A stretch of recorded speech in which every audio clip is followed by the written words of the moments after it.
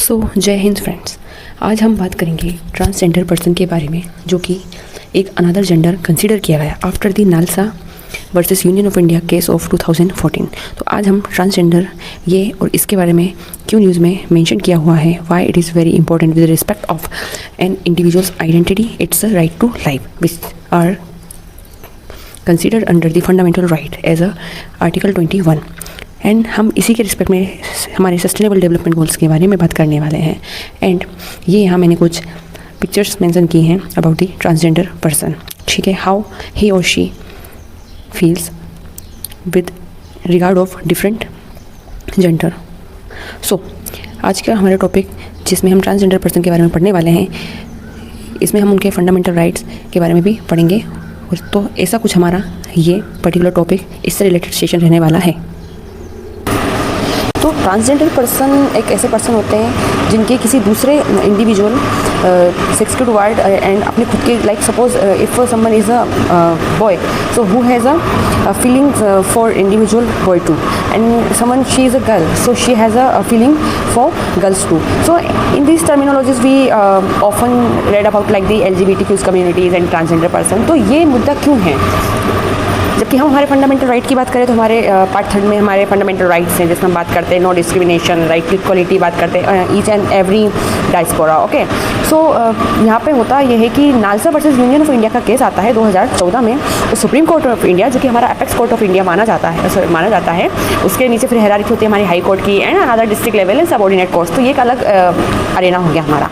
तो इसमें बोला कि एज एन इंडिविजुअल ह्यूमन, तो ट्रांसजेंडर जो है इसको हम थर्ड जेंडर कंसीडर करते हैं। इनको each and every place where are required the employment, health services, education, तो इनके साथ कोई भी किसी भी टाइप का जेंडर बेस्ड डिस्क्रिमिनेशन नहीं किया जाएगा। दैट्स वाई ये जजमेंट हमारा सुप्रीम कोर्ट ऑफ इंडिया ने, जो कि एपेक्स कोर्ट ऑफ इंडिया है, उन्होंने दिया था। ठीक है, तो इसमें और फिर अगर हम बात करें रिसेंटली, अगर कोई भी सपोज दैट गवर्नमेंट एग्जामिनेशन की भी मैं बात करूँ, तो अगर कोई भी इंडिविजुअल जैसे कि फॉर्म फिलिंग के लिए जाता है तो उसका जेंडर उससे पूछा जाता है, लाइक दी मेल और फीमेल। तो इसके apart from the mail and female एक थर्ड जेंडर का ऑप्शन भी वहाँ होता है with respect of transgender person. तो ये एक हमारा करंट सिनेरियो हो गया। ठीक है, अब हम थोड़ा बात करते हैं। तो यहाँ पे इनके इक्वली ट्रीटमेंट की बात की है ईच एंड एवरी एस्पेक्ट पे, इसलिए NALSA versus union of India का जो केस था in the year of the 2014, it is very important over here. अब हम बात कर लेते हैं नेक्स्ट जजमेंट आता है in the year of the 2019। तो यहाँ पे ट्रांसजेंडर पर्सन जो कि प्रोटेक्शन ऑफ द राइट, जो वापस से इनके राइट्स के प्रोटेक्शन की बात करता है, the act provide for the right of transgender person and their welfare, कि इनके क्या क्या राइट्स हैं, इनके वेलफेयर के लिए क्या क्या स्कीम्स हैं, तो इनके बारे में बात की गई थी।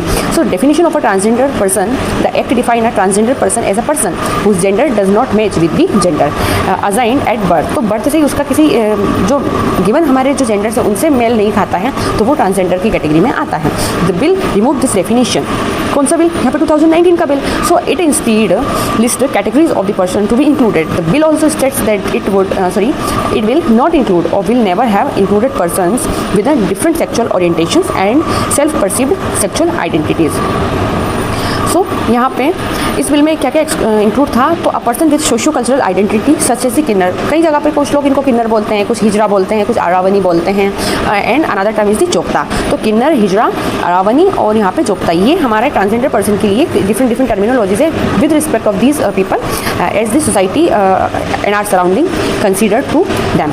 अ person with variations at birth in characteristics such is the primary sexual characteristics, external genitalias and chromosomes और hormones and from the normative standard of the male और द फीमेल बॉडी। तो यहाँ पे मेल और फीमेल बॉडी के क्या क्या उनके जो भी जेनिटल ऑर्गन्स होते हैं एंड उनके क्रोमोसोम्स कंटेंट्स होना, इनको डिफरेंट टाइप के जो हार्मोन्स होते हैं, तो इनके रिस्पेक्ट में यहाँ पे बात की है।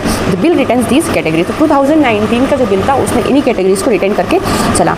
अब हम हमारे जो कि यूनाइटेड नेशन के 2015 में आए हैं हमारे कुछ सस्टेनेबल डेवलपमेंट गोल्स, जिसमें बात की जाती है कि इन्हें हमें आने वाले 15 साल में कंप्लीट करना है, मतलब 2030 तक कंप्लीट करना है। तो टोटल फ्रेंड्स ये हमारे 17 रहे हैं नंबर में। तो ये क्यों इंपॉर्टेंट हो जाता है? क्योंकि यहाँ पे जस्ट फाइव बात करता है जेंडर इक्वालिटी की, और 10 इसके जस्ट थोड़ा सा इसी सिमिलरिटीज़ है। तो इसमें बात करता है रिड्यूस इनइक्वलिटीज़। तो हमें जब इनइक्वलिटीज़ रिड्यूस करनी है, जेंडर इक्वलिटी मेंटेन करनी है, क्वालिटी एजुकेशन देनी है, गुड हेल्थ एंड वेलबींग देनी, जो कि आर्टिकल 21 का पार्ट है हमारा फंडामेंटल राइट के बारे में अगर मैं बात करूँ तो कहीं ना कहीं ये बहुत इंपॉर्टेंट हो जाता है। तो मोर और less all of these are very important with respect of transgender person too. So that's why I mention over here. So you can see over here the picture of the transgender person. Okay.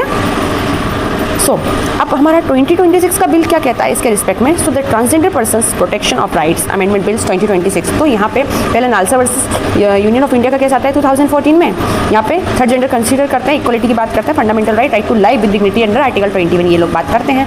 Then फिर कुछ amendment होता है 2019 की, इसमें कुछ exception रहते हैं कि जैसे आपको ट्रांसजेंडर पर्सन रहता है तो वो डिस्ट्रिक्ट मजिस्ट्रेट से कंसीडर कराना पड़ेगा, एक लीगल सर्टिफिकेट होना चाहिए उसके आइडेंटिटी का कि ही और शी इज़ या ट्रांसजेंडर पर्सन काइंड ऑफ। और फिर कुछ मेडिकल प्रैक्टिशनर्स की जो कंडीशन होती है वो इरिस्पेक्टिव रहती हैं। लेकिन 2026 में यहाँ पे कंपलसरी कर दिया है कि सपोज दैट कोई बॉय है तो उसको किसी गर्ल के लिए फीलिंग्स हैं या इमोशंस हैं, या फिर उसको बॉय के लिए ही है या फिर गर्ल को गर्ल के लिए है, तो इंडिविजुअल डिस्ट्रिक्ट मेल के लिए जो फीमेल का रहता है वो एक डिफरेंट है, फीमेल के लिए मेल का रहता है वो एक डिफरेंट है। लेकिन यहाँ पे male to male and female to female रहता है, तो इसमें हम लेस्बियन, गे और ट्रांसजेंडर काइंड ऑफ कैटेगरी इनके बारे में हम बात करते हैं। तो अब ये बिल ये कहता है कि फंडामेंटल जो शिफ्ट हैं फ्रॉम द सेल्फ आइडेंटिफिकेशन 2019 तक ये था कि आप सेल्फ आइडेंटिफिकेशन कर सकते हैं अपने आप को, आपके इमोशंस के बेसिस पे किसी भी लेवल पे आप क्या कर सकते हैं, जो आपके क्राइटेरिया कंसीडर किए जाते हैं with respect of transgender person, तो आपको कंसीडर किया जाएगा। लेकिन यहाँ पे अब सेल्फ आइडेंटिफिकेशन ये वाला इंपॉर्टेंट हो जाता है, क्योंकि ये जो 2019 से था कि मोर मेडिकलाइज्ड एंड रेस्ट्रिक्टेड फ्रेमवर्क, तो ये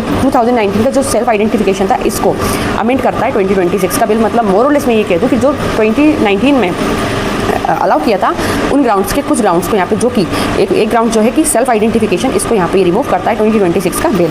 तो यहाँ पे बोल दिया कि जो सेल्फ आइडेंटिफिकेशन है इसको तो हम रिमूव कर रहे हैं। The bill seeks to delete section 4(2) of the 2019 act.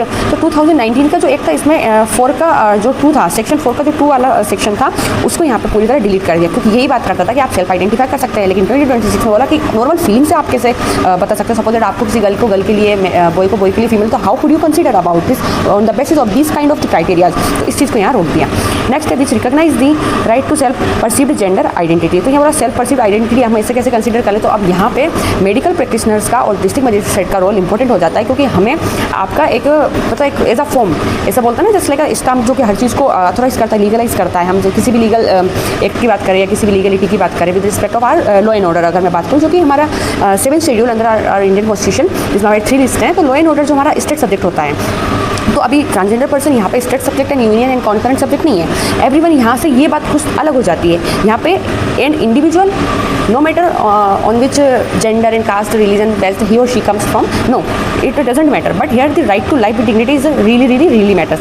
अभी प्रीवियसली एग्जामिनेशन जो हुए हैं उसमें कहीं मेंशन किया है कि right to privacy with dignity, right to die with dignity consider करता है कि आपके राइट टू वोट को नहीं, क्योंकि जो राइट टू वोट है हमारा, जो कि 18 ईयर का जो एक इंडिविजुअल हो जाता है और वोट के लिए वो अपने आप को कंसीडर किया जाता है with respect of rules and regulation, जो कि हमारे election commission of India under article 322 to 329 यहाँ पे बात करते हैं। मैं थोड़ा बता देती हूँ।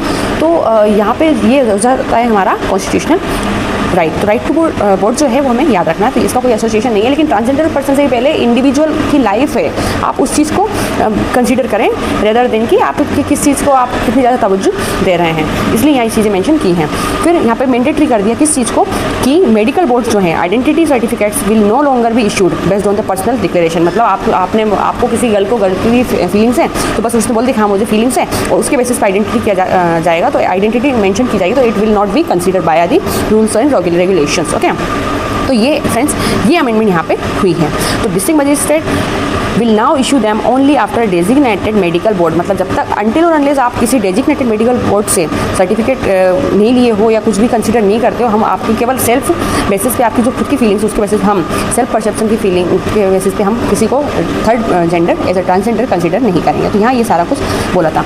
स्ट्रिक्टर पेनल्टीज़ की बात कर लें तो for forced identity, so it introduce rigorous imprisonment for the forcing a person to assume a transgender identity. More और लेस होता क्या है कि यहाँ पे कुछ जो राइट्स होते हैं उनका वायलेशन भी होता है। तो किसी को अगर फोर्सफुली आप बोलते हो आप ट्रांसजेंडर की आइडेंटिटी को कंसीडर करो, तो उसके ऊपर एज एन अडल्ट अगर बात करें तो 10 ईयर का लाइफ इंप्रिजनमेंट, मतलब जेल के सलाखों के पीछे 10 साल तक रहना है और मिनिमम 2 लाख का फाइन रहेगा। बच्चे को अगर आप फोर्स कर रहे हो तो लाइफ इंप्रिजनमेंट, मतलब जीवन पर्यंत तक आपको जेल के अंदर डाला जाएगा और minimum 5 lakh of the fine would be considered over here.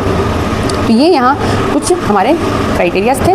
Then next बात करते हैं, हमारे कुछ यहाँ पे लैंडमार्क जजमेंट भी मेंशन किए हुए हैं, like the Jain quasi versus union of India का जो केस आया था, ये रिसेंटली 2025 अक्टूबर 2025 में अभी आया था।